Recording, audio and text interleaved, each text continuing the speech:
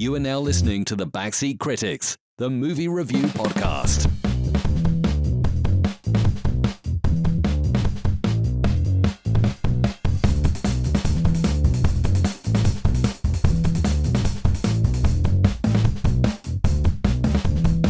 Hello and welcome back to the Backseat Critics. Oh My name is my Andrew. gosh. Nope. It's not how the show's supposed to start. You've ruined the show already. What's your name? No, I'm not going to say it because you ruined the show. So thank you. My name is Andrew. This is the podcast where we talk about movies that you should steer clear of. Sure. Yeah. And today we're doing something a little bit different. We're doing movies that are currently out in theaters. We're talking Dungeons and Dragons, Honor Among Thieves. We're talking the Super Mario Bros. Movie. We're talking about Air, and we're talking about John Wick Chapter 4. I'm not going to lie. For a second there, it sounded like you said bear. Bear? Yeah, bear, like cocaine bear or something like that. It sounded like you said bear. Honestly, probably a better movie for this podcast. Sure. Give or take. Depends on our audience. Give or take. Anyways. All right. Yeah, where do you want to dive in? Pick a movie. Let's just go with Dungeons and Dragons, shall we? All right. Dungeons and Dragons, we're going to choose our top characters. Oh no, I forgot to record something for the characters. So here's something. Characters. Who are they? What are they doing? I don't know what.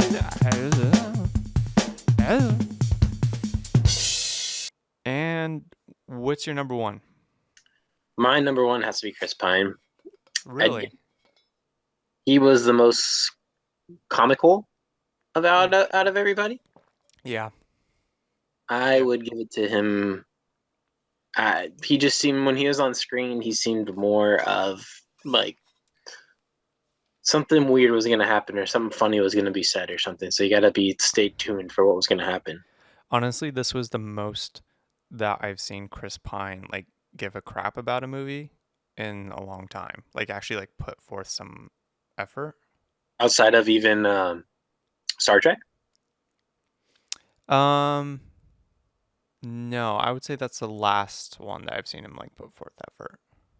Okay. There's been like a bunch between Star Trek and now where I just feel like he just was kind of checked out. So I was kind of happy to see him like back in that and chewing up the scenery here and taking a much more comedic role. Yeah. My number one. My number one is Hugh Grant as Forge Fitzwilliam. That's another guy I enjoy seeing in more comedic roles and especially kind of more antagonistic roles. So we need more Hugh Grant being bad guys. Bad guy. He's kind of been underground for a while. Huh? Hugh Grant? I don't feel like he's been out there as much as of late. I also feel that same way. I know he's doing like shorter form stuff on like Netflix, but yeah, it'd be nice to see him do more big roles like this. Yeah. Yeah, so yeah, it was a blast to see. My number two is gonna be Zanuck. Anik. Okay. You know, the guy that was basically going to see, and he's just kind of face value, kind of has the Drax vibe almost, as far as so I'm gonna go off right here. Our lists are basically going to be the same. That's great. But he's my number two. So is he your number two as well then? No, he's actually my number three. My number two is Chris Pine. Oh, okay. Yeah. Oh, yeah. It's the most I've seen Chris Pine give a crap about a movie and actually put forth some effort. And I love seeing him in comedic roles. He needs to go back to that. Okay. Well, I have to go off in a different direction then. Aha. Because I don't want to do Hugh Grant as well, so I'm going to do the gal. Wait. Was that your original pick for number 3? Yeah. Hugh Grant. So I can't do this. We got to have a little difference in there, give the people a little justice. Okay. And I'm going to do the gal. Wait. The warg? No, not the work. Oh, No, not the work. It was a gosh, what kind of creature is she in Dungeons and Dragons? I can't think of it right now. which one are you talking about? The warrior lady? No, she's got like horns, the growl that can like wild shape. That's a warg. No, she wasn't a warg. She's something else. I forgot what it's called. One second. Let me do some research on this. One second. You're talking about the one that turns into the giant owl? The owl bear. Yeah. Not a warg. Not a warg. It is a. Why can I not think of this? One second. We can cut all this out while I'm searching through this, but not a warg. Hmm.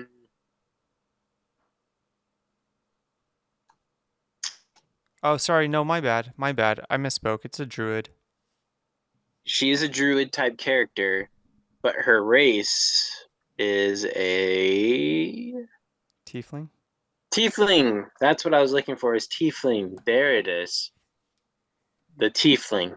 I'm gonna do the tiefling just because she has a wild shape capability, which makes things a little bit more interesting. That is for sure. That is for sure. But what were your final thoughts on the movie? Final thoughts. I believe I gave it a 7.5 out of 10 originally at Yep. the years. I'll probably stick to that 7.5 out of 10. It's something that I would definitely watch again. I'd probably put it in the same realm. Obviously, I can't put it above or at the same level as the Mummy, but probably just a little bit lower than the Mummy. All right, fair enough.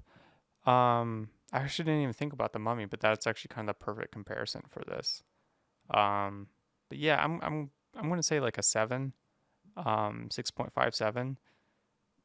Okay. I would like to see more of this, to be honest. Not necessarily with the same cast, but just kind of more of this kind of stuff. Well, obviously, considering it's Dungeons and Dragons, there's open realm. Oh, I know. There's a lot more that can happen. Oh, I know. That's why I'm wanting more. Um, but yeah, no, it's a ton of fun. It's a popcorn movie. It doesn't take itself too seriously. That's totally fine. It knows exactly what it is. All right, let's roll into the next movie. All right. You want to do Mario? Let's go right into Mario. And for this one, we're doing our what moments, I believe. Yes. Huh? I'm sorry, what? This is the world home improvement. Yeah. Yeah. What? What was that? So Mario, what's your number one what moment? My number one what moment has to be, and I know this follows through with all the games, but why does Bowser have an obsession with marrying Peach? And if he does, how's that going to work? Hmm. Well, my what moment for number one kind of echoes yours as well, in the sense that how did Bowser not capture Peach true to the video games? Yeah. Yeah, I was also kind of surprised about that. I didn't have so much of a problem, but what's a Bowser Peach kid look like? Isn't there Bowser Juniors and stuff later on inside of Mario games? Yeah, but that's not a Peach kid. Still, who made the Bowser Jr.? It's not I like he don't, could have just done it by himself. I don't know. Yoshi eats some fruit and he poops out some eggs. Like maybe it's the same thing. Maybe Bowser eats some fruit and then he poops out some eggs, and then Bowser Jr. happens. Maybe, maybe not. All right, Maybe she got into the mushrooms. he I don't gets know. into the mushrooms. All right, what's your number 2? My number two is usually in the Mario games when Mario has a mushroom, the red mushroom, usually grows quite substantially. Mm-hmm. When he has a red mushroom in this, he goes to average height. Right. Yeah. Yeah, that's actually a good one because yeah, if you look at like the old Mario games, he takes a mushroom. He's like twice Peach's height without the mushroom. Even with that too, as well, if you want considering his height compared to his family, even Luigi's height compared to his family, they seem like the very small guys in the family. They're Peter Dinklages. They are. They very much are. So, do you think that if like a normal sized person were to eat a mushroom, they would just double in size? I don't even know if that's the case because he didn't really If double in Donkey size Kong, here.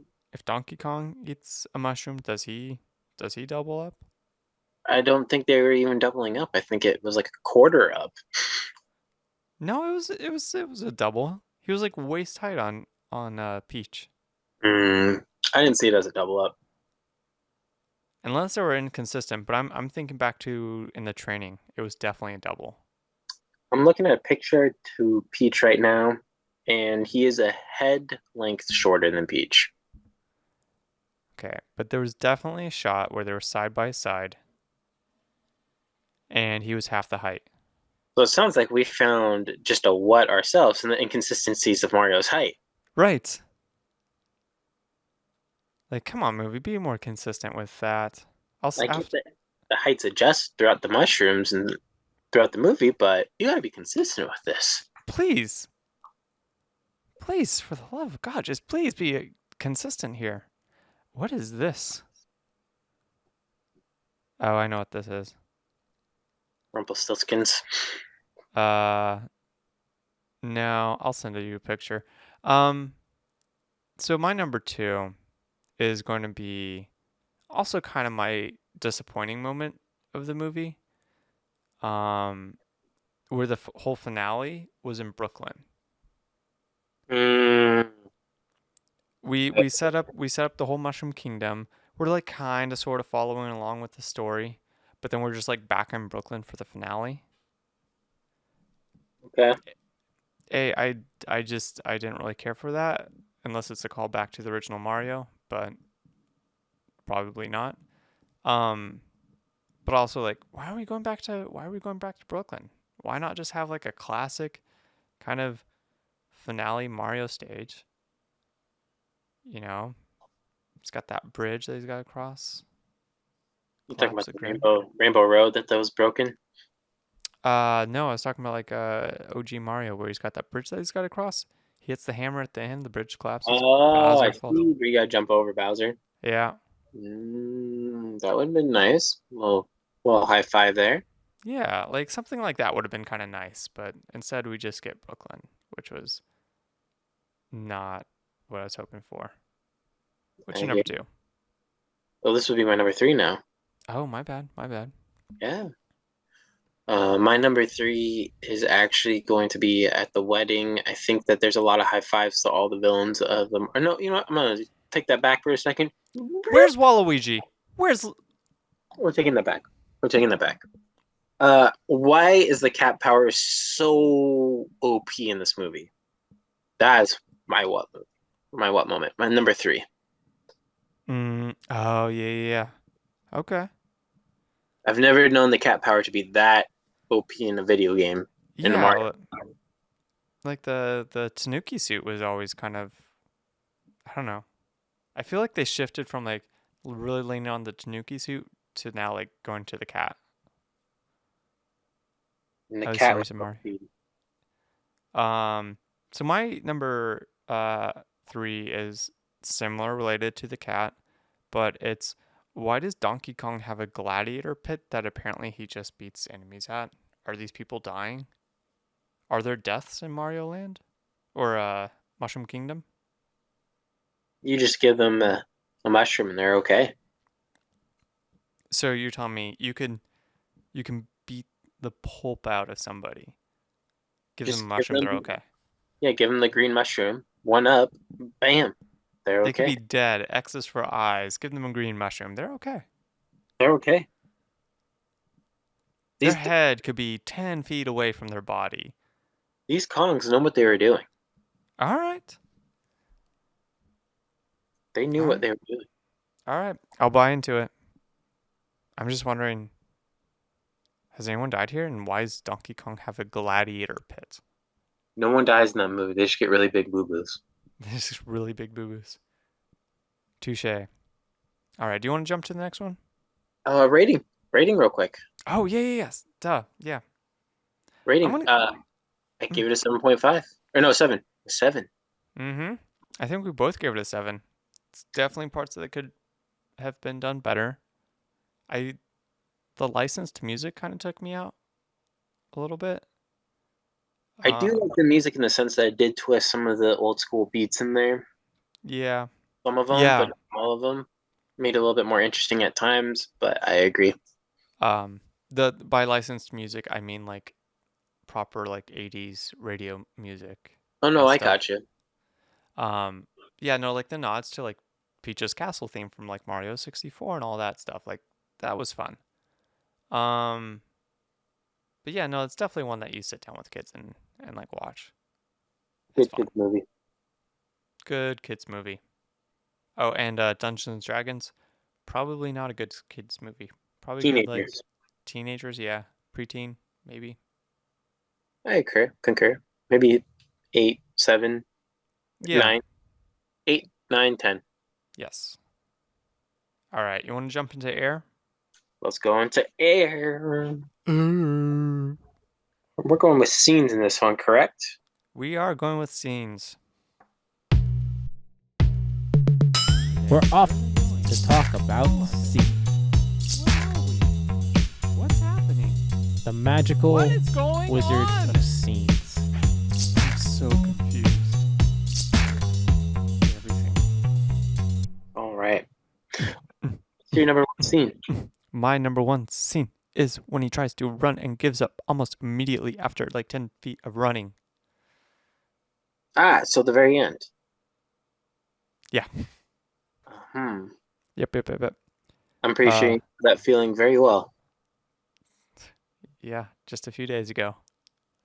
Yeah, no, I don't really have anything else to add to that scene. I just enjoyed it. I thought the comedic timing was perfect. It built up for longer than he ran.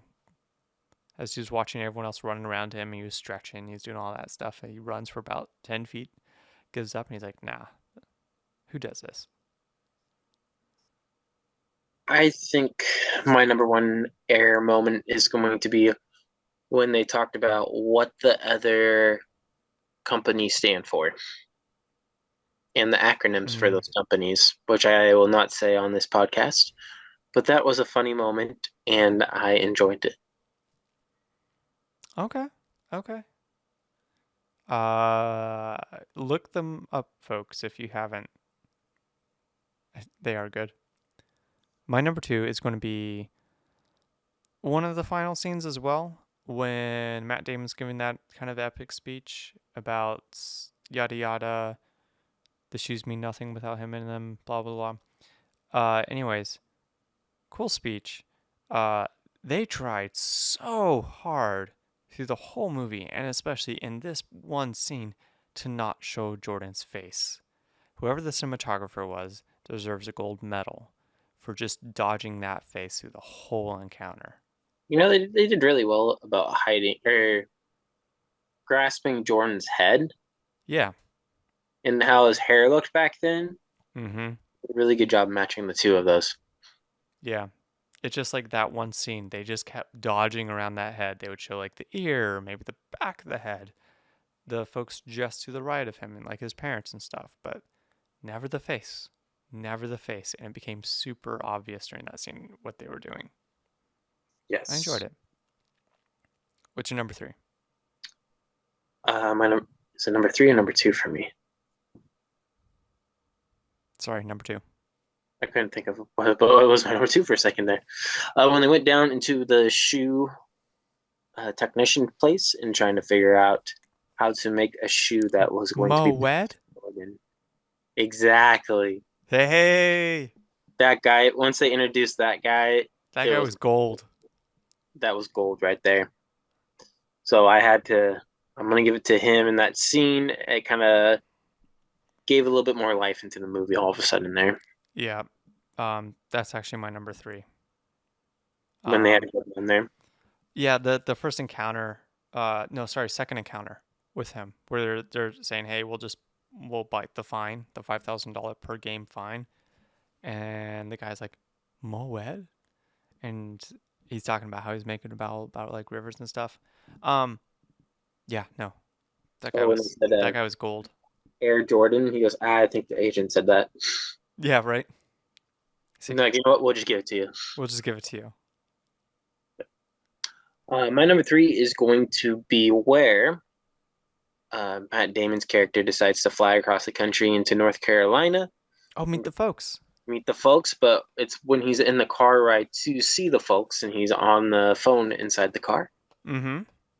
Kind of dates the movie, but also kind of a good comedic scene. And it's like, okay, finally he acts on his urge that he wanted to all movie. Yeah. Yeah, that was a good scene. All in all, I believe it's an 8 out of 10. Definitely not a movie for kids due to language.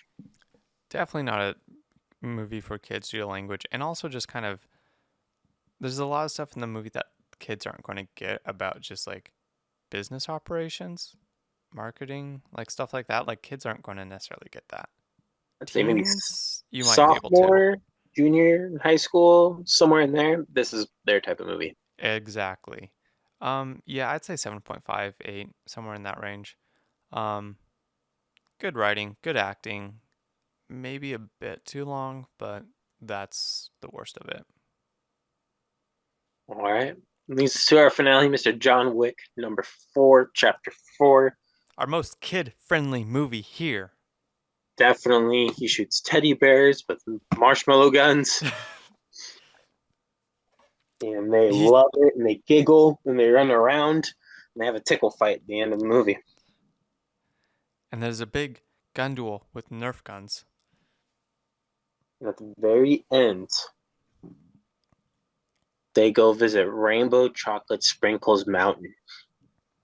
And John Wick snaps all of the chocolates. It looked like Bars. And Mr. gives them to the kids. Mr. Gloop out there from Willy Wonka. Augustus Gloop. Reading Please. Nincompoop. Please, spoilers. I mean, we've been going over spoilers for movies the whole thing, but spoilers. I kind of hope he's not dead. They bring him back for John Wick 5, and it's just him in a chocolate factory. I think they ended it. I think that was the end of it. No, they're bringing it back. John Wick 5, chocolate factory. He's undercover. Sure. But yeah, no, they're doing a couple spin-offs of it now. We're going with sets for this one? Sets? Yeah, we're talking sets. Sets. Let's talk about sets, baby. Just you and me. I'm gonna go with the number. There's a part where before John's about to go run through a whole slew of assassins as he does, and they're on this boat floating down the middle of like a sewer area, and it's kind of just an entertaining scenery behind there. Okay. That's my number 1 set. I want to be on a boat like that. The boat was pretty sick. My number 1 set is going to be the abandoned building towards the end of the movie, right before he's going up the stairs to his death. There's a gunfight scene, especially where they had the top-down camera, and he had I think it was like a sawed-off shotgun that he was shooting people. That whole sequence and that set was super good. It was built in a way where they could do that top-down view and have some kind of comedic moments in there that I thought were kind of fun. I see. Anyways, I thought that was really well done. What's your number 2? My number 2 is going to be the hotel he runs to and hides in the beginning. Hey, in Japan? In Japan? Yeah, that's my That hotel was a very beautiful hotel. I would stay there. I would 110% stay there. So I really enjoy just watching the scenery behind the scenes. I mean, obviously they shot up the place, but it was a beautiful hotel. It was a super nice hotel. Even after. I would stay there after. Sure. Just watch out for broken glass. Yeah, that's fine. But yeah, no, that's my number 2 as well. Well, that leads me to my number 3. And my number 3 is actually going to be his little hideout in the beginning, I believe. I don't know where it was, but he's in there hitting like a dummy of some sort, just bleeding from the hands. And the little Foot Clan hideout? yep, Gotcha. looked like a little superhero hideout.